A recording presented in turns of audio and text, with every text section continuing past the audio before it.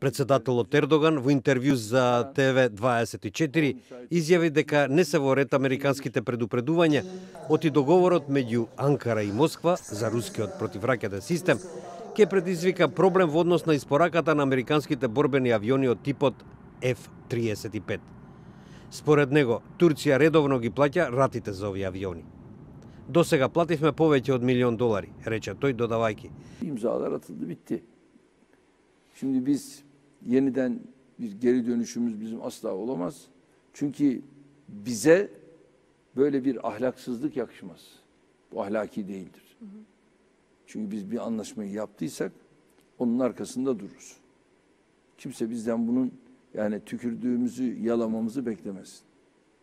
Alışılmış liderlerden de değiliz. Претходно, американскиот Стейт Департмент уште еднаш ја предупреди Турција да не го купува рускиот систем. Во таков случај, како што рече портпаролот на Стейт Департментот Роберт Паладино, Вашингтон ќе ја преразгледа најавената продажба на Турција на 100 од последната пета генерација на напредните авиони F-35. Исто така Вашингтон би можело да се повлече од понудата за продажба на американскиот противракетен систем Патриот. Bağımsız Türkiye'yiz. Köle değiliz. Dolayısıyla burada da bizim özgürlük alanımız neyse bu özgürlük alanımızın içerisinde her alanda adımlarımızı atıyoruz. Ve Rusya ile de şu anda bu konuda adımımızı attık, imzalar tamam ve çok uygun şartlar altında da S-400 anlaşmamızı yaptık.